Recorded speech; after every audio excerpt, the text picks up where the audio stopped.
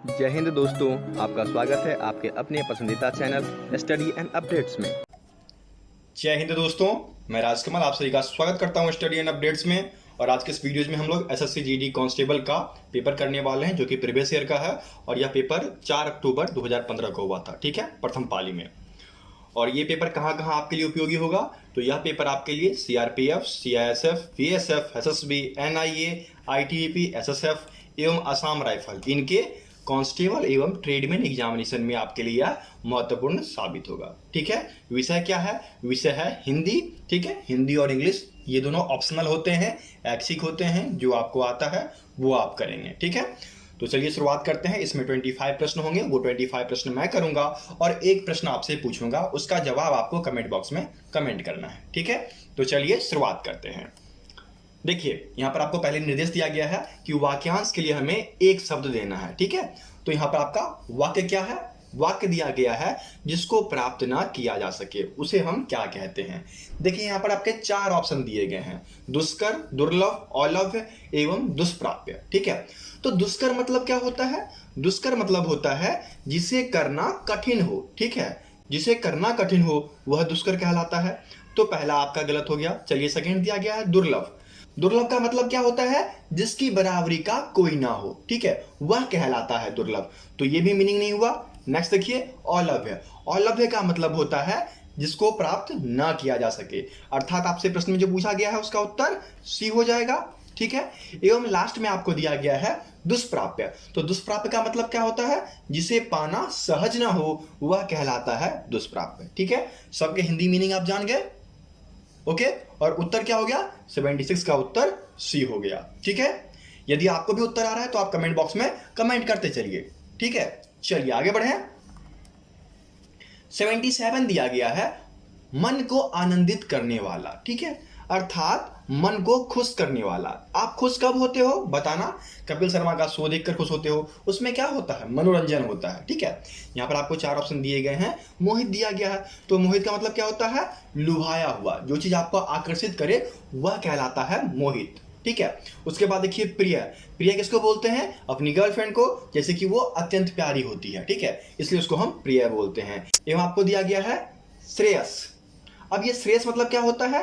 जिसकी किस्मत अच्छी होती है, समृद्ध होता है, उसको श्रेयस बोला जाता है। ठीक है, एवं आपको लास्ट में दिया गया है मनोरंजन, अर्थात मन को खुश या आनंदित करने वाला, यह कहलाता है मनोरंजन। तो 77 का उत्तर क्या हो जाएगा? 77 का उत्तर आपका डी हो जाएगा। ठीक है, आगे बढ़े। चलिए आगे बढ़ते हैं। 78 दिया गया है समुद्र में लगने वाली आग को क्या बोला जाता है? ठीक है, यहाँ पर आपके पास 4 ऑप्शन है। पहला ऑप्शन आपको दिया गया है जठराग्नि। जठ मतलब पेट और अग्नि मतलब आग। जठराग्नि मतलब क्या हो गया? पेट में लगी हुई आग।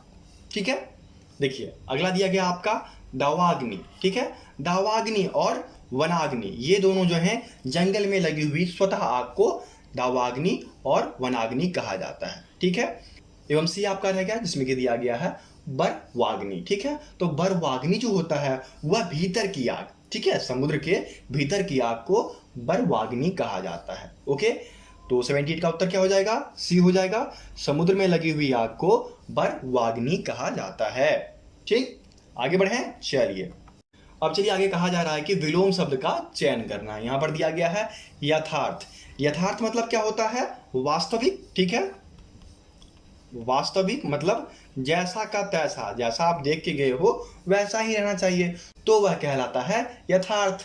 ठीक है, एवं इसका उल्टा क्या हो जाएगा?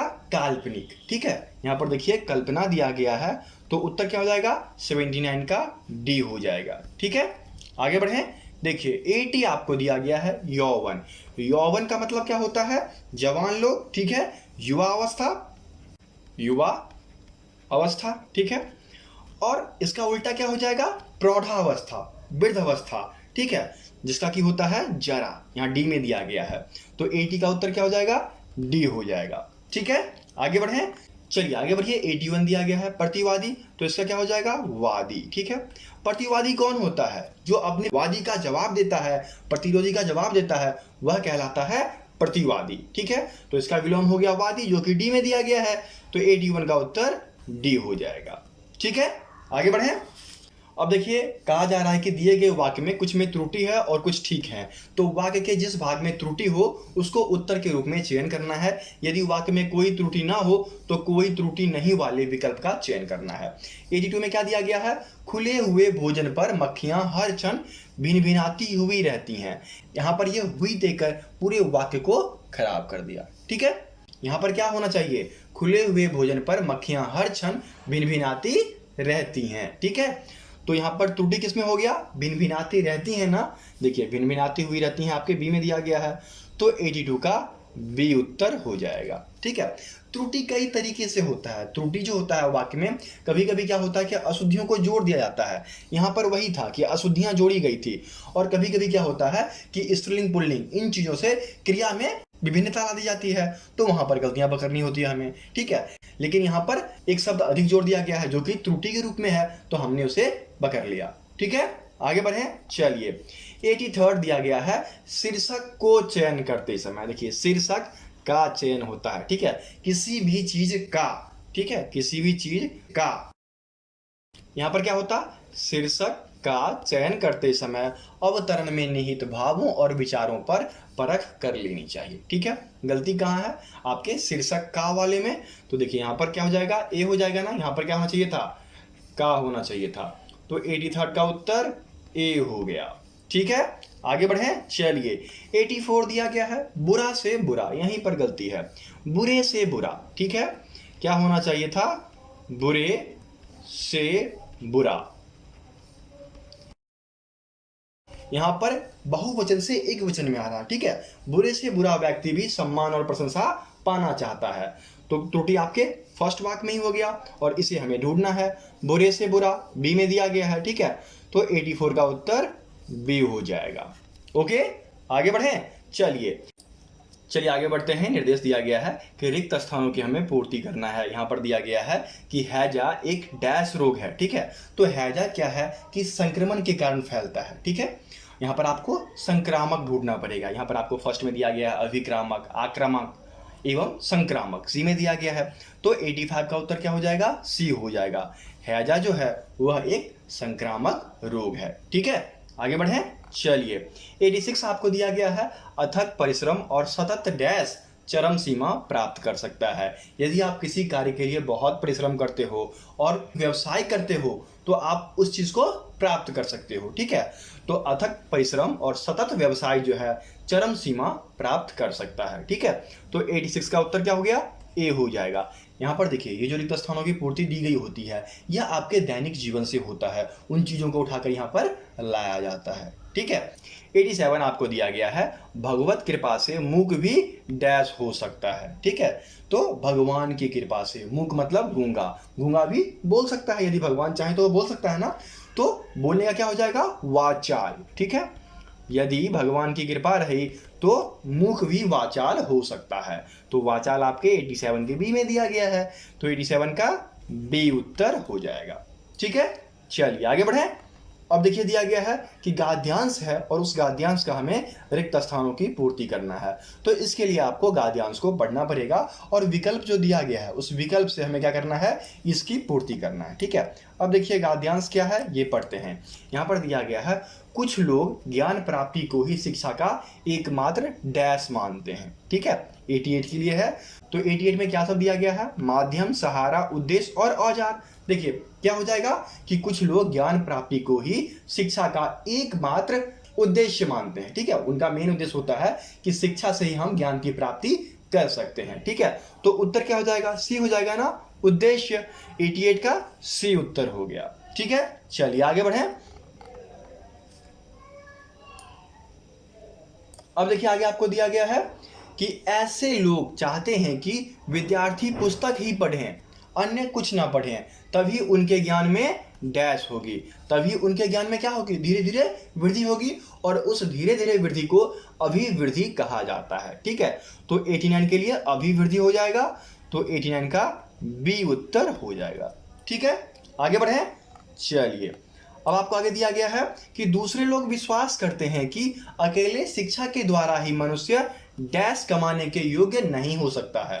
देखिए यदि मनुष्य सिर्फ शिक्षा ग्रहण कर लेगा तो क्या होगा कि वह किताबी कीड़ा तो हो जाएगा, लेकिन उसको जो सामाजिक ज्ञान है वो नहीं हो पाएगा, और जब सामाजिक ज्ञान नहीं हो पाएगा तो वह जीविका कमाने के योग्य नहीं हो सकता। ठीक है, अपने जीवन जीने के योग्य नहीं हो सकता। तो उत्तर क्या हो जाएगा 90 का? ए हो जाएगा, जीविका कमाने के योग्य नहीं हो सकता। ठीक है, चलिए आगे बढ़ते हैं। ऐसे लोग सोचते हैं कि रोटी अधिक डैश है, रोटी किसी भी कार्य के लिए महत्वपूर्ण माना जाता है। ठीक है, तो ऐसे लोग सोचते हैं कि रोटी अधिक महत्वपूर्ण है। यदि आपको रोटी नहीं मिलेगा और ज्ञान कितना भी हो तो आप तड़प कर अपना प्राण त्याग दोगे। ठीक है, इसलिए ज्ञान के साथ साथ रोटी की भी बहुत जरूरत होती है, तो वह हमारे जीवन में महत्वपूर्ण माना जाता है। क्या क्या महत्वपूर्ण होता है? पहला शिक्षा, उसके बाद रोटी, कपड़ा एवं मकान। ठीक है, चलिए आगे बढ़ें। अब देखिए लास्ट आपको दिया गया है, जबकि दूसरे लोग विश्वास करते हैं कि शिक्षा का उद्देश्य डैश अच्छे और देशभक्त पैदा करना है, अच्छे नागरिक। ठीक है, अच्छे नागरिक। नागरिक कौन होते हैं? देश के आदर्शवादी लोग। ठीक है, तो 92 का उत्तर क्या हो जाएगा? ए हो जाएगा, नागरिक। ठीक है, चलिए आगे बढ़ें। अब देखिए आपको निर्देश दिया गया है कि 4 वाक्यों में से एक वाक्य शुद्ध है और 3 अशुद्ध हैं। तो जो शुद्ध है उस वाक्य का चयन करना है। यहां पर दिया गया है कि इतनी रात बीते आप कहां से आ रहे हैं। ठीक है, ये दिया गया है।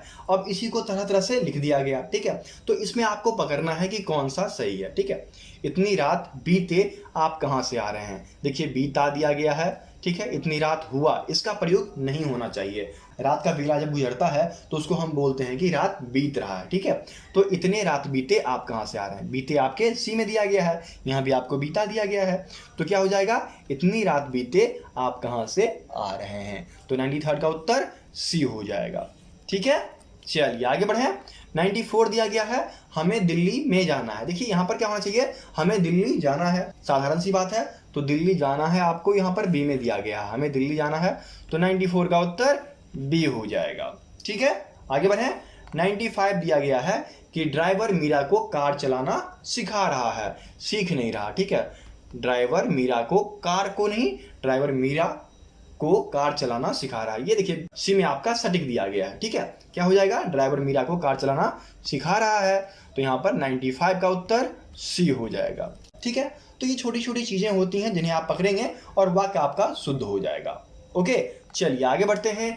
आगे आपको फिर से कहा जा रहा है कि दिए गए मुहावरों और लोकोक्तियों के अर्थ बतलाने के लिए 4 विकल्प दिए गए हैं, प्रत्येक के लिए उपयुक्त विकल्प का चयन करना है।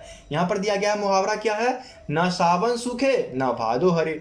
देखिए न सावन सूखे न भादो हरे, इसका क्या मतलब है कि सावन में भी बरसात होती है, कभी आप सूखी जगह तलाशोगे तो मिलेगा, सावन में नहीं मिलता है। सेम भादो में ही होता है, भादो में भी हर जगह बारिश होती रहती है, इस वजह से सूखी जमीन नहीं मिल पाती है। अर्थात सावन एवं भादो दोनों में एक समान स्थिति रहती है। ठीक है, तो इसी चीज को हमें ढूंढना है। यहाँ पर जैसे सी में दिया गया है, सदैव एक सी मानसिक स्थिति में रहना, यह कहलाता है न सावन सूखे न भादो हरे। ठीक है, तो 96 का उत्तर क्या हो जाएगा?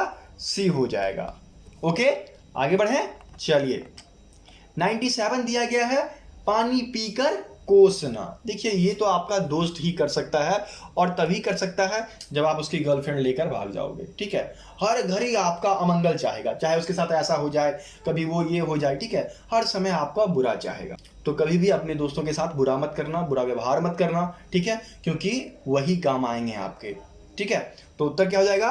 97 का सी हो जाएगा, हर घड़ी दूसरे का अमंगल चाहना, ये होता है पानी पीकर कोसने मुहावरे का अर्थ। ठीक है, तो 97 का सी उत्तर हो गया। चलिए आगे बढ़िए। यहाँ पर कह रहा है आपको कि समानार्थक शब्द के लिए 4 विकल्प दिए गए हैं, सही विकल्प का चयन करना है। यहाँ पर दिया गया है सुगंध, तो सुगंध के लिए क्या सब प्रयोग लाया जाता है? सुगंध के लिए देखिए खुशबू, सुवास, महक, सौरभ, सुरभि। ठीक है, ये सब लाए जाते हैं। यहाँ पर देखिए सौरभ आपके ए में दिया गया है, तो 98 का ए उत्तर हो जाएगा। ठीक है, चलिए आगे बढ़े। 99 आपको दिया गया है बादल, तो बादल के लिए क्या सब होता है बताइए? बादल के लिए होता है मेघ, घन, जलधर, जलद, पयोज, पयोघर, वरीद, नीरद, सारंग, ये सब बादल के लिए प्रयोग किया जाता है। यहाँ देखिए उसी में से पयोद आपको दिया गया है। ठीक है, तो उत्तर क्या हो जाएगा? 99 का डी उत्तर हो जाएगा। ठीक, चलिए आगे बढ़ते हैं। 100 दिया गया है जंगल का पर्यायवाची या समानार्थी, तो जंगल का क्या होता है? जंगल का होता है वन, कानन, आरन, विपिन, ठीक है, कांतर, विटप, ये सब होता है जंगल का। तो कानन देखिए आपके डी में दे दिया गया है ना, तो 100 का उत्तर क्या हो जाएगा? डी हो जाएगा। इस प्रकार से हिंदी, जीके, रीजनिंग ये खत्म हो चुके हैं। नेक्स्ट वीडियो आपको मैथ की आनी बाकी है। उसके बाद आपको ऑनलाइन मॉक टेस्ट जो है उसका लिंक डिस्क्रिप्शन बॉक्स में दे दिया जाएगा मैथ वाले वीडियो में, ठीक है। तो जिसको टेस्ट देना है वो मैथ वाला वीडियो देखेंगे और उसके डिस्क्रिप्शन बॉक्स में जाकर टेस्ट का लिंक होगा, वहां से आप दे सकते हैं, ठीक है। चलिए, और अब बारी है आज के प्रश्न की। और आज का प्रश्न क्या है कि विद्यार्थी का संधि विच्छेद जो है वह आपको कमेंट बॉक्स में कमेंट करना है, ठीक है। यह कौन सी संधि है और इसका संधि विच्छेद क्या होगा, यह कमेंट बॉक्स में कमेंट करना है, ठीक है। चलिए मिलते हैं दूसरे वीडियो में, तब तक के लिए जय हिंद।